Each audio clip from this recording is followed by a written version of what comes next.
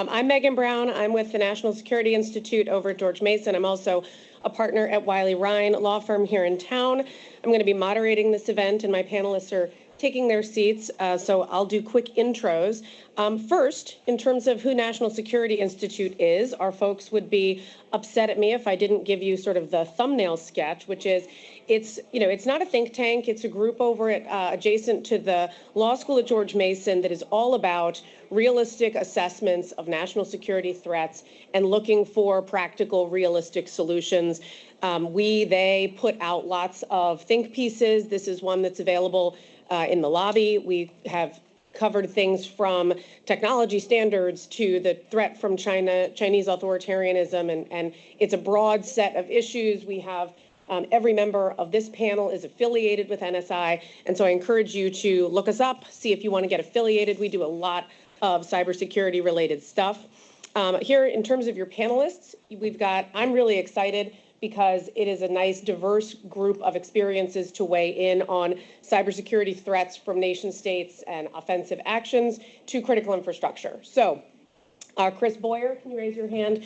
Chris is very senior in the global public policy team at AT&T. Chris has a background with managing those relationships with DHS, DOD, DOE, and the intelligence community. He was also a policy lead in California, and Chris, I've worked with him a lot. He is a go-to for the U.S. government on how they think about these issues and how the telecom sector and the communications sector respond. Erin, if you can raise your hand. Erin was recently retired from the FBI, where she was an agent. She was in 4 different field offices and 5 divisions at headquarters. She was there for 25 years and dealt with all manner of cybersecurity related operations and policy issues. And now she is a senior vice president with Mandiant, and from that perspective gets to see a lot of what is currently going on in the threat space. Diane, can you raise your hand? Thank you. So Diane is at Beacon Global Strategies, but before that, she became one of the country's leading authorities on 5G, telecom security, open radio access networks, or ORAN, which I hope she's not going to talk. We'll see if ORAN comes up today. I don't think it's on the agenda, because she was acting administrator of the National Telecommunications and Information Administration, which is a really important part of the executive branch dealing with cybersecurity policy, spectrum policy, and the like. Before that, she was on staff of the House Permanent Select Committee on Intelligence and was involved in the passage of sort of key cybersecurity related legislation in 2015. Finally, Dave, if you can wave. Dave's an associate partner at McKinsey, and so is advising lots of companies on some of these very issues.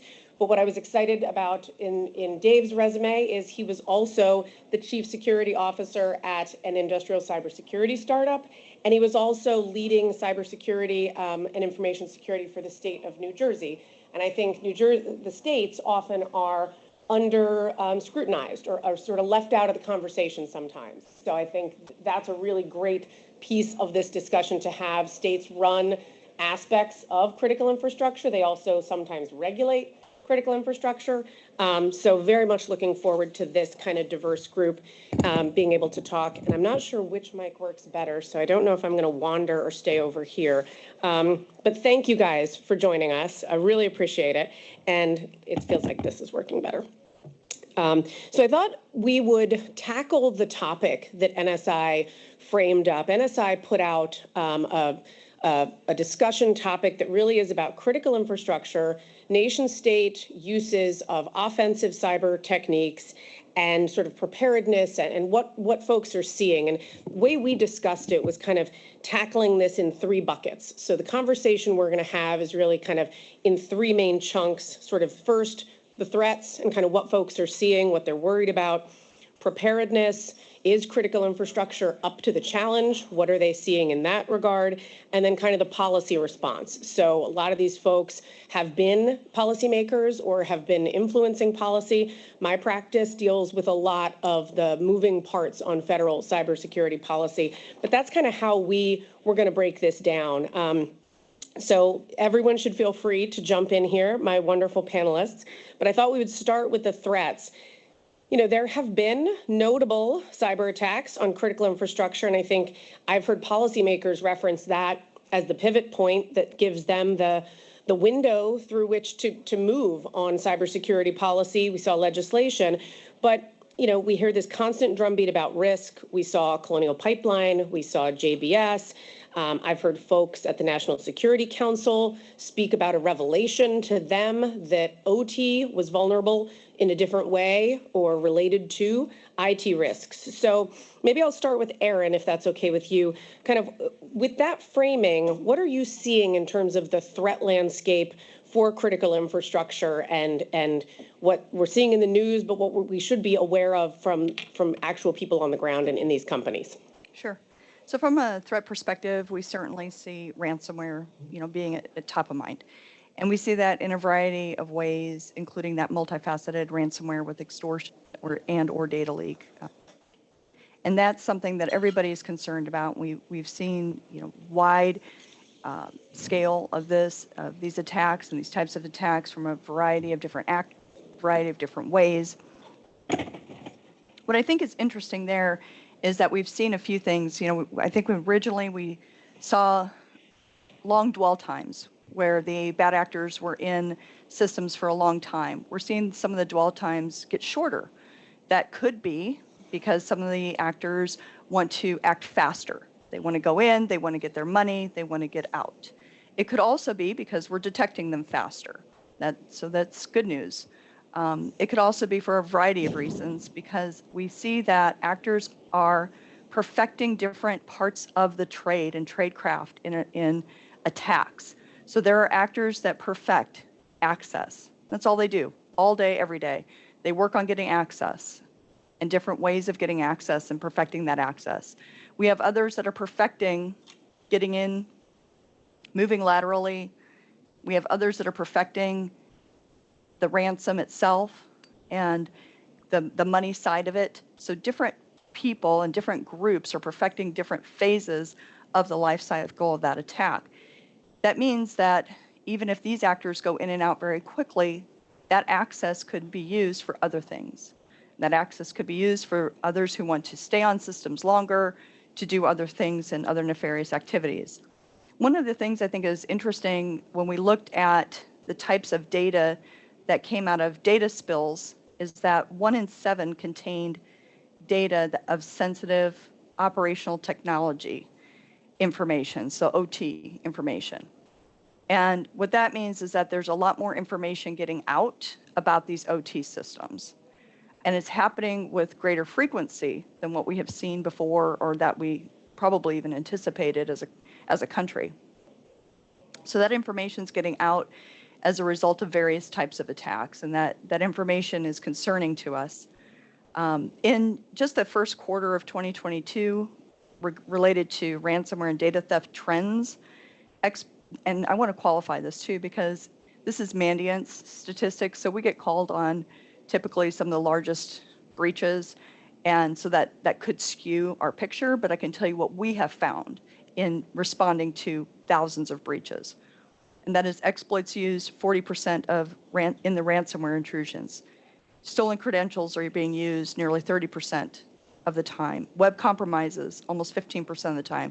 Phishing, almost 15% of the time. And the reason I think this is sort of interesting data is that historically we've talked about phishing. Phishing is still important and is still a very relevant attack vector. But what we're seeing in some of the more sophisticated attacks and the attacks that we get called out on is this increase of exploits being used in these attacks. And that's also going to take us to some supply chain issues that we're seeing as well in just a minute. But I want to talk a little bit more about what we're seeing more broadly. And that is these access agents that I talked about. They can sell access to a variety of different actors. They may or may not have knowledge of who it is that they're transacting with. So it's really interesting as we think about the future when we talk about who all played a part and who all had a role in attacks. When we think about access agents offering access to a variety of actors, both criminal and nation-state actors. We also see the use of destructive and disruptive malware and attacks. We see wipers that are sometimes disguised as ransomware, when really it's not ransomware at all, it's just a destructive attack. We've seen influence operations. So these are ways that the adversary tries to sow distrust, and they use public forums, they use media, whether they hack into it, the media and provide information, or whether they go to actual media with false information, or the same in social media realms as well. So this narrative, these false narratives being used to support whatever position our actors take is on the rise. Supply chain compromises. And again, I want to qualify it. This is based on Mandiant's incident response.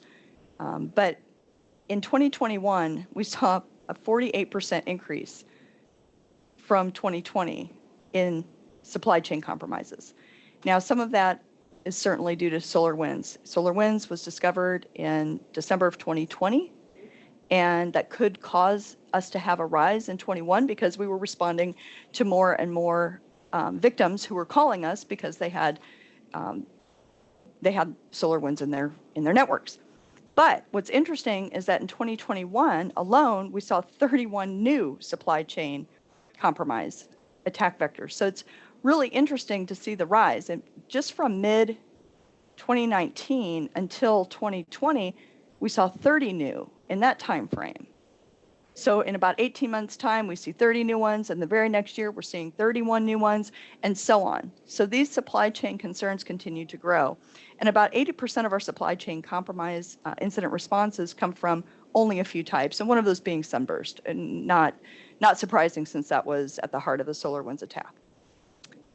About 40% of these involve developer tools from third-party resources.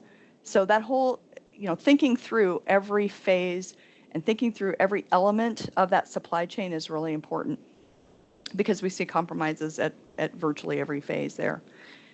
Let's see. Historically, we had seen about 5 years or so go in between large, significant OT types of malware discoveries. Here, just recently, we've had a few. And Mandiant recently published on InController and InDestroyer. And just the fact that we're seeing more pop up more recently is really interesting about what's happening in this space. Is it because there's more of an interest in attacks toward OT? Is it because more information is available, like I mentioned earlier?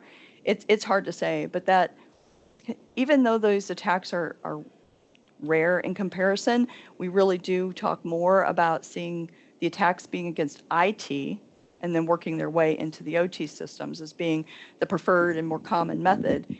It's still interesting to see that this malware is being developed and perfected and retooled in ways that can be used in new attacks.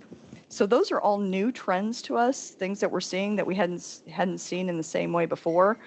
About a third of the security risks related to ICS are rated high. But the good news here is that we do see compensating controls performing well and working well, and we do see that strong basics, doing the basics really well, things like your vulnerability management, your patch management, your update management, and your identity and access management, and segmentation. All those things being done really, really well do help. And then finally, what I think is important here from a trends perspective, in 2020, Mandiant identified 80 exploited 0 days in the wild. And that's a significant number and increase that we're seeing there. So this goes back to this idea of when actors just do one thing, they get really good at it. So they're exploiting vulnerabilities before the security sector really knows they're there, and before they can patch, and before they can stop it. So this increase in the discovery of these 0 day vulnerabilities being exploited is of significant concern. So that sort of sets the stage of what we're seeing and kind of the new tactics we're seeing. Thanks. Dave, I was wondering if you could address maybe a little bit of that OT-IT dichotomy, because I think it's something that policymakers kind of struggle with, right? There's been some executive orders that really want to focus on OT, but then the definitions aren't super clear, and I think they vary depending on sector. So maybe you can elaborate on some of what Aaron was describing. Yeah, sure. Touch on a couple points. First of all, Aaron, I think you nailed it on the threat landscape piece. And I think, as policymakers as defenders, when we think about the IT-OT dichotomy, it's increasingly not helpful to think about them in a distinct manner, right? And I think this revelation that the National Security Council had recently, which is really encouraging about the degree to which the vulnerability of our IT environment, which, as we know, is very vulnerable and something that's constantly being addressed by the public and private sector, constitutes a major risk to our critical infrastructure, right? It is by far and wide the entry point for attackers who are seeking to achieve an outcome or desired effect against an OT target. So I think that's a really important point to make. It wasn't that long ago, actually, that we didn't really have that messaging. We didn't have alignment on that messaging, right? There was still kind of a view that, OT targets were hardened. Their kind of analog and proprietary nature made them less susceptible to attackers, unlike IT systems. Unfortunately, but there was a silver lining, events like the Colonial Pipeline event and others have brought it into focus. So it starts with saying, okay, let's stop treating them as different animals from a security perspective. At the technical level and at an operator's level, they are. But from a policy perspective, we need to think about it holistically. Another piece I want to mention, and it I think dovetails with what Aaron's saying about the threat landscape is, unlike IT attacks, which are oftentimes kind of a race condition between researchers, white hat researchers, and hackers, where either a vulnerability is disclosed and the bad guys are racing to exploit it before a patch is made available and deployed, or there's a 0-day. A lot of these OT attacks are actually simply exploiting the native functionality of the industrial control system themselves. That is to say, they are malwareless oftentimes, right? So this concept of patching, unless it is to prevent the actual access operation that Aaron was talking about, isn't always relevant. It's more about making sure that the owner and operator has the ability, both process-wise and technology-wise, to detect anomalies in how the equipment is behaving, right? And that takes a kind of, as I said, different technology stack, but more importantly, a different process in place for OT owners and operators who are very much in the business and mindset of keeping things running, to actually thinking about the presence of bad actors on their networks, whether they came from the IT side or the OT side. Then the last thing I would say is we've made, I think, tremendous progress in detecting malicious activity against OT networks, whether they're coming in directly or via corporate IT networks. I still think it's very early days, and I would actually hypothesize that kind of the decreased dwell time that we're seeing is probably a product of the fact that there is more visibility into this domain than there ever has been before, and hackers are being a little more selective. That is, nation-state hackers are being a little more selective about the targets that they're going after, because in fact the amount of research and development that goes into developing these frameworks for attacking industrial control systems are is extremely high and are extremely valuable to attackers. And oftentimes, once they're detected, through the great work of Mandiant and others, they are often obsolete. So I think that's a factor. And when you think about some of the most vulnerable critical infrastructure that's out there, I know there's another panel today on water and wastewater systems, and this was an issue that I dealt with very closely when I was CISO for the state of New Jersey. These are precisely the same entities that have the least visibility, frankly, through no fault of their own, into their operational technology networks from a security perspective. So that's something I think as practitioners, but certainly policymakers, we need to consider both when calibrating the scope of the threat landscape, and any prescriptions to deal with it.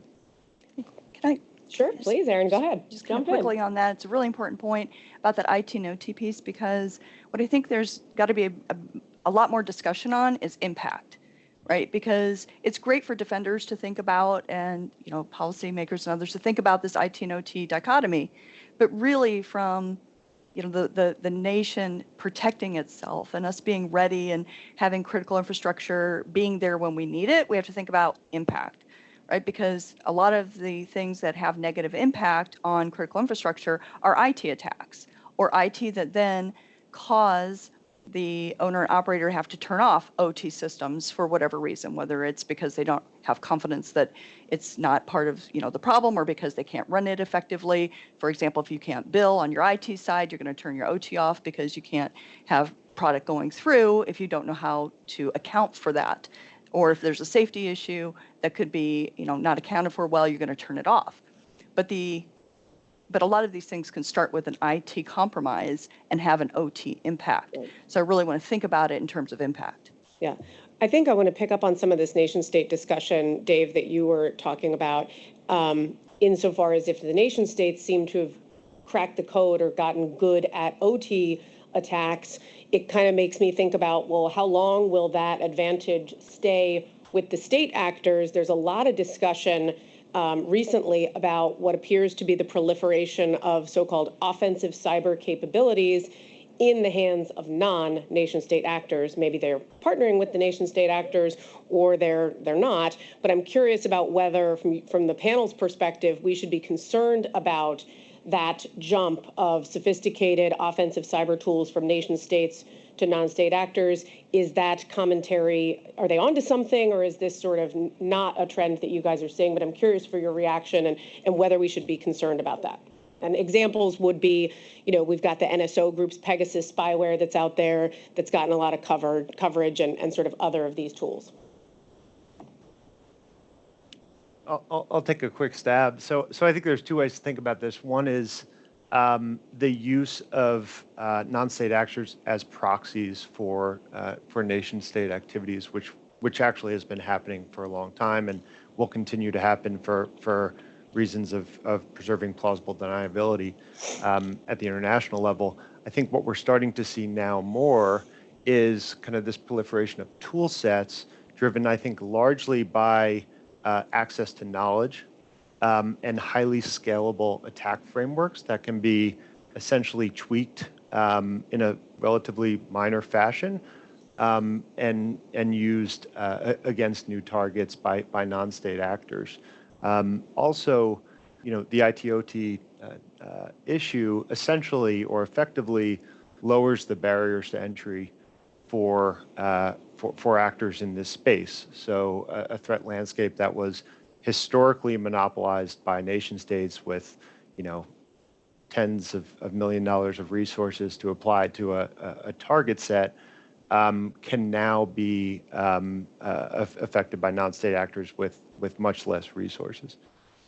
And I think the nation state that's sort of the elephant in the room, if we're going to jump to this part of our discussion about the threats, I think we've seen a lot coming out of the government on Russia-related threats as a result of the war on Ukraine. I mean, maybe Diane and Chris, you guys see some of these issues. You're familiar with these declassification processes, et cetera. And Chris, you guys at AT&T are a consumer of these advisories. I mean, do you think the government has generally been getting it right in drawing attention to this particular set of risks and in pushing out the information that they've been pushing out?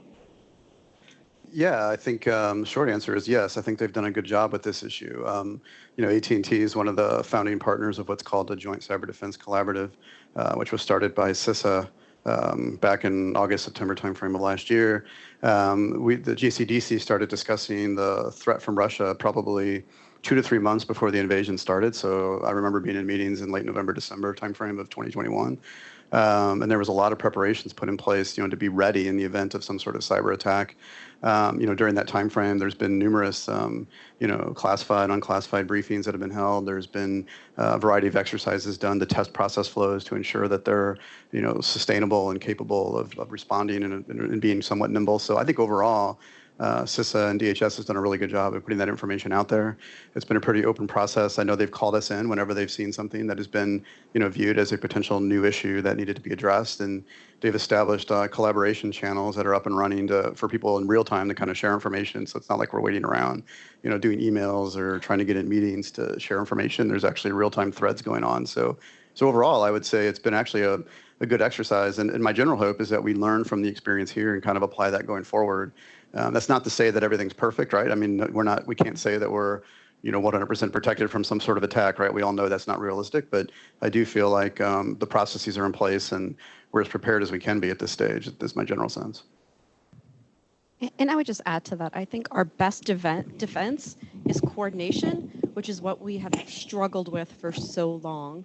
I think CISA has done, as Chris mentioned, I think CISA has done a great job of bringing companies in early, often, doing snap meetings, making sure that they have the information that they need to protect their networks.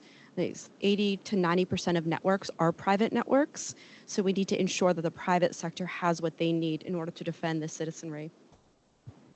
So let's move to the chunk of our discussion. Unless someone wants to close us out on threats or has something they really want to get off their chest, I was going to move us to sort of preparedness. And I don't want to steal the water sector events thunder, so we won't focus on them.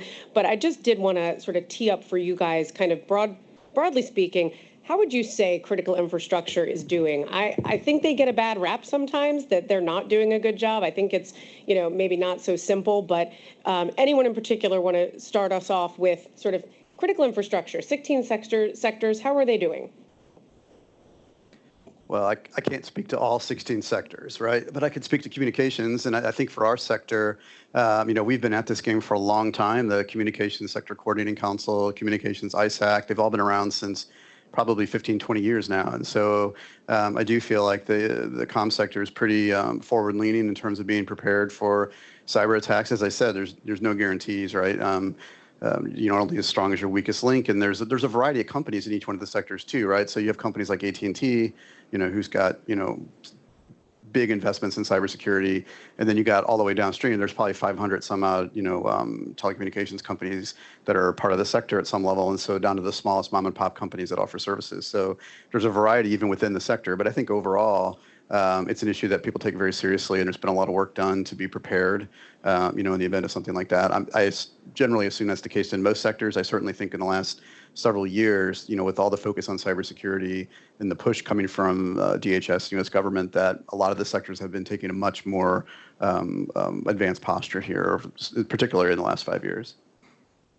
And to kind of talk about what both of you have been saying about things that have been improving over the years, and the information sharing has been happening much more rapidly in near real time. I think that helps anybody in the critical infrastructure be better prepared to get that early warning, hardening guides, hardening support, learn about the new TTPs as they're emerging, as we're first learning, instead of hearing about them, much later when damage has already been done. Getting much better at rapid response, getting those capabilities where they are needed very quickly. All of those things I think are rapidly improving. I think it's also good to see that we are becoming more intelligence-led. So, being able to get a wide variety of intelligence from the public and private sector together to get a better understanding of what's happening, what we're seeing, what does it mean, and how can we defend against it in a much more specified, targeted way. As opposed to sort of these general threats and general threat streams that are very hard to protect against, which is, just part of that evolution that I'm seeing. Yeah, and I don't want to sound like overly optimistic, right? Because there's still work to be done. This is an evolving situation, right? So it's never going to be perfect. But I do feel like I've been doing this cyber policy now since 2010, so it's been over a decade now, and it feels like we've really, in the last several years, have really started to make things a lot more nimble than they used to be. With the JCDC, I can just point out that, like, when we first started working on it, there were a lot of discussions and a lot of paper being pushed around, and now it seems like it's much more real time. And I think I think government has kind of recognized that they have to be more nimble, and they have to work with companies and be a little bit more nimble in how they work with the companies, and not so not so process and procedurally oriented. So I think that's a step in the right direction to be a little bit faster and quicker. And in the last 10 years, we've definitely seen improvements in that area. And I think companies getting a lot more proactive with each other, right? A lot more willing to share information across different companies, share their best practices across the companies, recognizing that not all of them are at the same level. So having agreements in place and having processes in place where some of the larger can help some of the smaller, because there are dependencies, critical dependencies on some of these smaller companies that may not be able to posture themselves in the same way that some of these larger companies can. So being able to have some resource sharing or capability sharing or response and preparation and other capability sharing, I think has really helped improve the entire chain that goes into what we call our critical infrastructure. And So, I would. oh, go ahead, Oh, please. I was just gonna say, I think Erin's right on that one. Trust is a big factor, and that takes time to build up. And so I've seen the private sector come a long way since I've been working on this since 2010, and when I first met Chris as well. So you're right on the trust factor. I'll take a slightly less optimistic view, but I think first on the positive side, I think from a coordination and information sharing perspective, and generally public-private partnership, there's been tremendous progress, especially over the last day. I mean, or last decade, it's kind of night and day. I think from a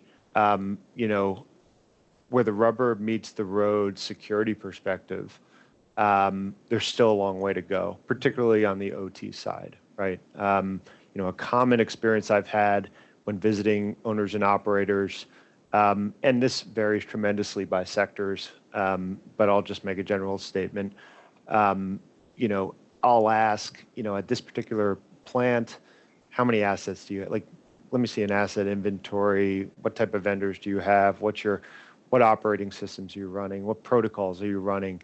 And usually the answer is, some combination of, I don't know, or we have this spreadsheet that's been populated by numerous people over numerous years, and there's kind of no real-time visibility into the operational technology network, right? It's not an indictment on these owners and operators at all. It's not out of a lack of trying. Frankly, in many cases, they're just not resourced to deal with the scale of this problem, and mature their OT security to the degree that their IT security has been matured over the last decade or so. So I think we still have a long way to go on that side, but I do think it's trending up. And quite frankly, again, events like the Colonial Pipeline incident have really brought into focus not just for kind of OT and IT practitioners, but more importantly, for the business of these critical infrastructure owners and operators, that this is a risk they just can't afford to take. So that's a positive development. Yeah, if we're talking about improvements, we've all talked about the different types of improvements, but at the end of the day, are we still vulnerable? Yeah, I mean, we are, especially when we're talking about discovering record numbers of 0 days being exploited. Yeah, that's really hard to protect against because these are things that are being exploited we don't know about yet or don't have protections against yet. And we're still vulnerable. I think we're also very vulnerable to, if we're thinking in terms of worst case scenario, right, it would be these long-term, sustained, multiple attacks, right? So that's a completely different animal. So for us to say how much we're doing in order to prevent and respond and improve those capabilities, there's a lot being done. Are we still vulnerable? Do we still have things that we have to consider in terms of being resilient under that kind of an attack? Absolutely, because if there's a serious, significant attack, it's going to take a lot to be resilient in that, not only to recover from the cyber attack itself, but all the things that have to happen after an attack to get fully operational again. And you're talking months and months and months for single attacks, let alone if we were under some large-scale, multiple-level attack, nation-state level attack. Well, and I want to pick up on that when we get into some of the policy responses, because I think some may complicate those efforts at resiliency. But I also want to pick up real briefly, Dave, on something you mentioned about resources, right? That a lot of these critical infrastructure folks don't have the resources. They don't even necessarily have a good asset inventory, for example. But when we think about their ability to monitor or anticipate and respond to nation-state attacks, I mean, is this even something that they have the capability for, much less resources? it's a mixed bag. I think in far too many cases, the answer is no, right? It's just not a fair fight. And I think maybe the kind of near-term goal that a lot of these owners and operators are shooting for is, actually the lower level, more novice threats, making sure that, a script kiddie isn't going to bring, pipeline operations to a screeching halt, right? If a nation wants to commit, political will and capital to taking down a pipeline, that's one situation. But if it's going to be just some non-state, kind of criminal or just script kiddie, that's what we need to solve for first before we could tackle the nation state issue. I think from a nation state perspective, that can be handled more through things like deterrence and focusing on resilience versus prevention. But I think it's still relatively early days in terms of being able to call that a fair fight. Yeah. No, thanks. So I think maybe we'll move to the sort of policy response, because all of this table sets for a flurry of activity at the federal level. There's a bit going on at the states.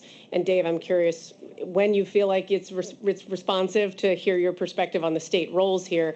President Biden did send out a letter to the states encouraging them to take action on critical infrastructure, both their own and the private sectors.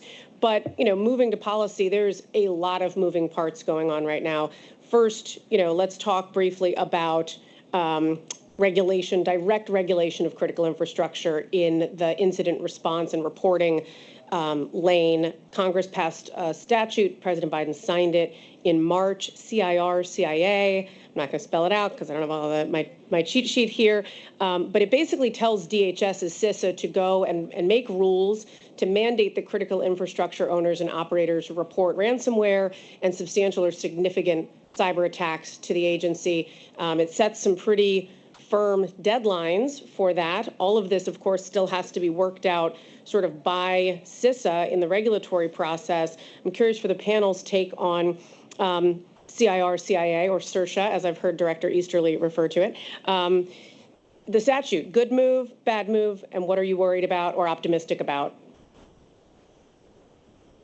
I'm happy to, sorry, struggling with the microphone. I'm happy to take the first stab at this. So devil's always in the details, as we know. We have to be very cautious about what is being expected from the companies. Every ping to a company's network, does that need to be reported? Are you going to be spending your entire time reporting to the government when you should be focused on the overall health of your network? Timing, what is a reasonable time that you need to report something? So these are things that CISA needs to take into account, and they need to do this by ensuring and bringing the private sector in and getting feedback from them. That's the only way that you're going to be able to get policy that is in the best interest of society, is when you have feedback from all sectors. And so DHS has done a good job of bringing people to the table. I'm really interested to see what the final rule is. But there is increasing interest in this area, and members are eager to do something. And that's when you see a lot of bills introduced. So again, from my time when I was at the House Intelligence Committee focused on cyber, I have definitely seen the level of education with members of Congress increase. I was able to attend the OPM brief, the classified briefing that the administration gave to Congress, and only 3 members of Congress asked questions. 2 were about their own personal information and if it was hacked, and only 1 member asked actually questions about the actual attack itself. So we've come a long way since then. We've gotten a lot of members that are technologically savvy, so that's good as we look to seriously impact companies and how they do business. We need to be sure that we are protecting society as well as allowing companies to be nimble and to do their jobs. We need to focus on outcomes. Not all companies are the same. If you're AT&T, you need to be able to manage traffic network. So you need to take these factors into account as well. So again, making sure that you're bringing companies in, getting a sense of what they're seeing, and getting advice on how we should best move forward. Yeah, Megan, I would just say from my standpoint, we're not opposed to the idea of incident reporting to government. And we can certainly understand why, if there was a major cyber incident, that occurred, the government would have an interest in understanding that, especially given the cascading effects on other companies or other industries that could be impacted by that, just like what we saw with SolarWinds. And so it's not opposed to the idea. The key is that it has to be practical, right? So you have to have reasonable time frames. So you have to let companies have the opportunity to determine and investigate what's going on before they have to report. We have to have it set up in such a way that we can support criminal investigations, because in some cases there might be a criminal element to it, and and reporting it out to the entire industry may not be the wisest thing to do while you're in the midst of that investigation. The thresholds for reporting have to be substantially high. I can just tell you from an AT&T perspective, we see literally hundreds of petabytes of data on our network on a given day. There are thousands of potential incidents that are going on at any given moment that are being evaluated. Some cyber, a lot not cyber, right? Just due to general outages and things like that. So we don't want to inundate the government with all sorts of potential things. So they need to have thresholds of events that are substantially large enough that it's useful information in reasonable time frames. And of course, there needs to be some set of liability protections for companies if they are going to report to government in this regard. So I think those are all things that DHS certainly is aware of. And I think as they go through the rulemaking process, those of us on the industry side, look forward to engaging with them and kind of thinking about practical ways to do this so the information is useful for the government and also for industry, right? Because the government, ultimately, the information going in should come back out, right? If a company reports, it should be used by government to kind of go back and inform the rest of industry about what the incident was and what they should be doing to protect themselves. So I think working with them more on just how to make it a pragmatic program, I think, is the most essential thing at this stage. Dave, Aaron, anything to add?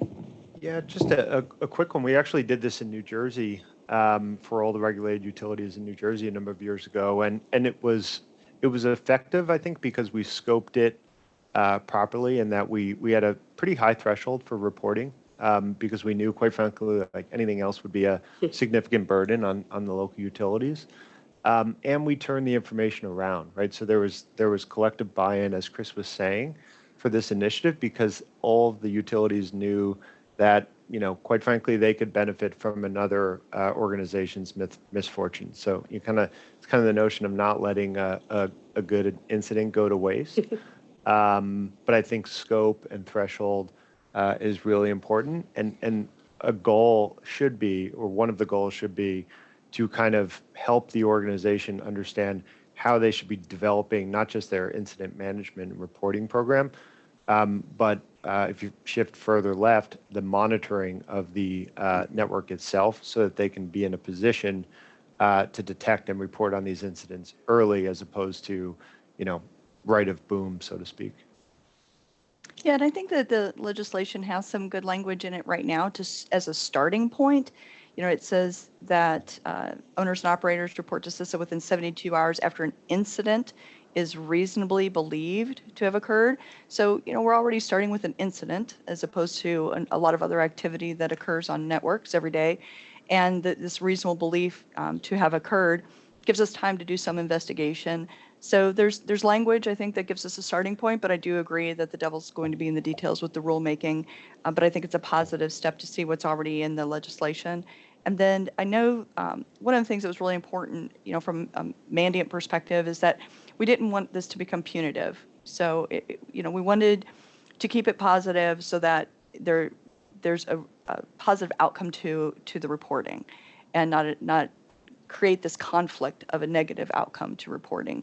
That's important if you want to get the best information as quickly as possible, and for defenders to take action, particularly when you're talking about critical infrastructure, because others are going to be similarly situated and have to take actions to protect themselves against something that's seen elsewhere. So you want to make sure that it's encouraged to get that information and flowing as quickly as possible. And then the last thing is that we were pleased to see that it's focused on the owner and operator, which is, I think, the right place for this to be focused on, as opposed to creating this broader requirement that might, say, have incident responders responsible for responding if they knew that something had happened, because you don't need somebody in the middle of all of that, right? You want to keep it to the owner and operator to have that responsibility so that they can talk about what's happening in their environment. Yeah, and just to clarify for folks who weren't following the legislative debates, what she's referring to is earlier drafts of the incident reporting bill would have covered critical infrastructure, government contractors, of which there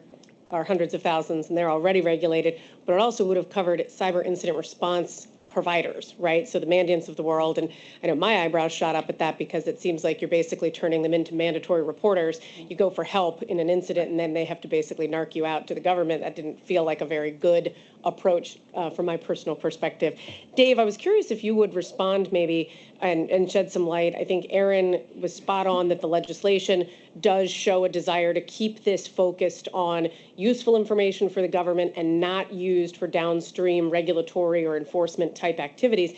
Is that something New Jersey did? That when you guys were taking this information, I would imagine companies aren't psyched about giving their information to their regulator, which is what the PUC is. So maybe elaborate on that. Yeah, quite frankly, that was the piece that got it over the line, was the fact that, there was collective consensus among the regulated utilities in New Jersey that they would benefit from this intelligence, essentially, about, what actors within New Jersey, within, a specific jurisdiction, were targeting public utilities. And that was kind of an information or data set that they didn't have access to previously, right? And it put the onus on us. It kept us honest as we weren't the regulator, but as the state government, there was the regulator and then the CISA equivalent charged with bringing in the information, analyzing it, and then reporting on it.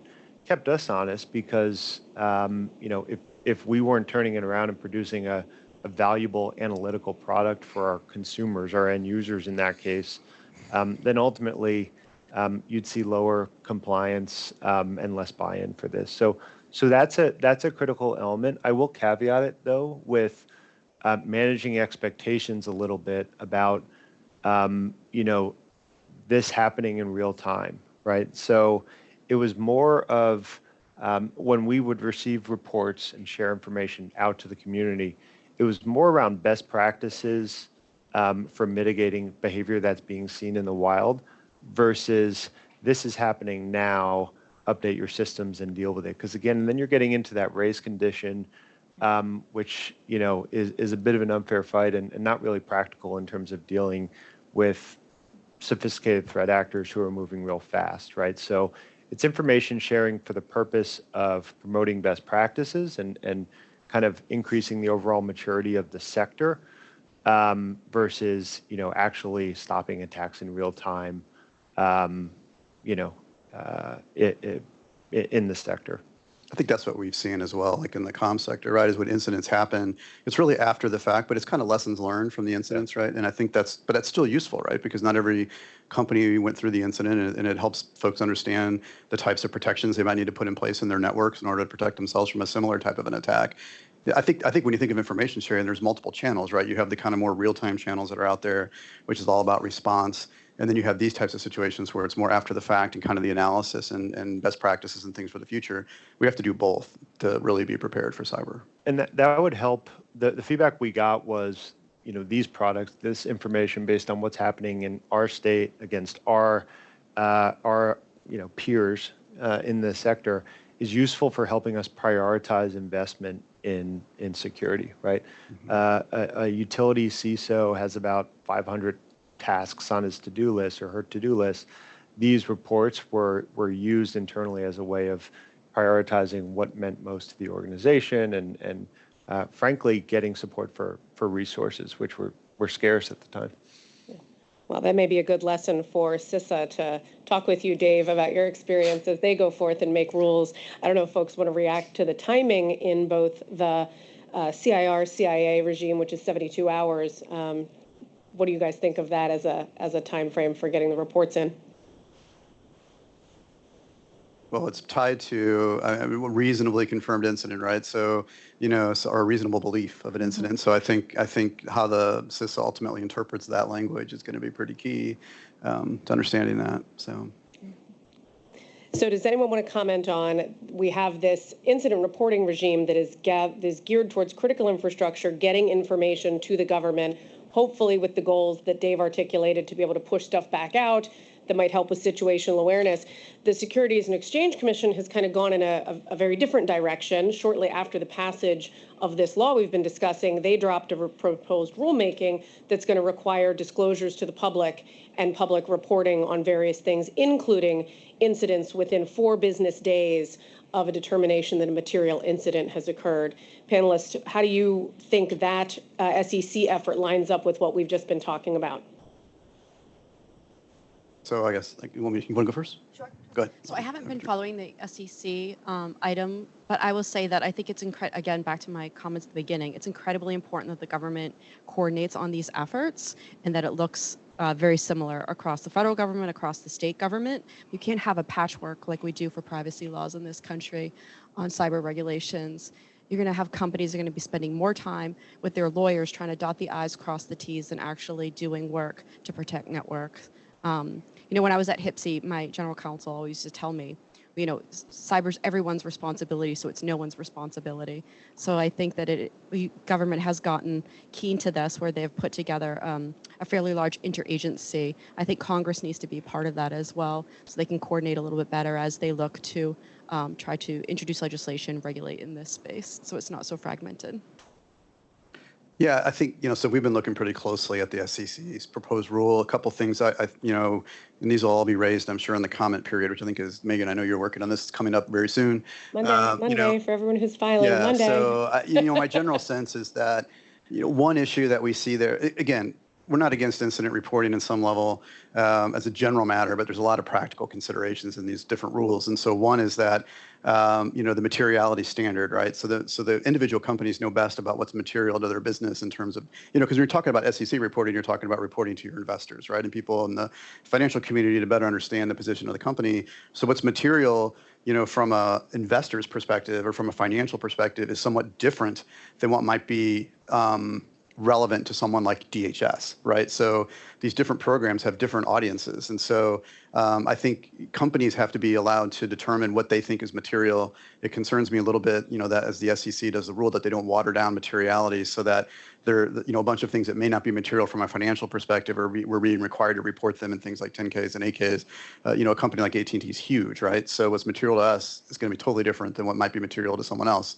At least from a financial perspective. And then the other thing is the timeframes. 4 days to report something to an investor, frankly, is a challenge because you're not talking about reporting to a cybersecurity agency who has people that are experts in cybersecurity. You're talking about reporting to the general public. So it's a totally different issue in my view. And so I think from a practical perspective, having adequate time to investigate the incident, determine what the incident is, and put something out to an investor, different issue from reporting to DHS. And I also think the materiality standard has to be really up to the individual companies to make that determination. And then there's some other things in the rule around board governance that I think are of concern. Like there's a bunch of requirements around reporting out that you have if you have a board member who's a cyber expert, all the various levels of their expertise and where they obtained all of that. We're a little bit concerned that kind of sets the expectation that you will have board members who are cyber subject matter experts. And there's a lot of ways boards can get cyber expertise, right? It doesn't have to be a board member per se. You can hire a company to come in and audit your firm's cyber processes, something that a lot of companies do. You can hire outside consulting firms to come in and review your company's cyber pieces. You can have your chief security officer come and brief the board, which is something AT&T does on a regular basis on cyber threats, right? So the idea that you should have to have a cyber expert on the board itself, I think is we don't do that for every other risk that companies face, right? Cyber is one of many risks that we all face. And so I think the key is understanding how boards are governing cybersecurity and what processes they have in place to be informed about the risk and that they're actively engaged in those discussions. And then how that expertise gets manifested at the board level, I think is something that, individual companies will have to make those decisions about. So there's some issues in the rule, I think, that just need to be dealt with. And when I think about it holistically, I think that's a really important, consideration is that this isn't the only law that a victim company may have to deal with. There's, I was on a panel with somebody from the financial sector who said that they had over 80 regulators that they had to deal with in I forget how many countries with respect to a single breach. And if that's what they are already currently experiencing. So if you want this to be workable and manageable and to get communications out that need to be reviewed for a variety of different purposes and to make sure that you're complying with a lot of different rules all at the same time across multiple countries all at the same time. Those things take time to get out. So we need to be realistic about that approach. Yep, and I saw Bryson gave me the high five that we're closing in on time. So Diana and Dave, do you have anything last that you want to share? Closing thoughts before we wrap? Good on my end. I'm good on my end. All right. Well, there you go. Well, thank you for joining us. I hope you learned quite a bit. I was very thrilled to have these folks, and I will definitely be following up with you on New Jersey's approach. But thank you very much for coming, and I'll turn it back over to Bryson. Thanks for having us.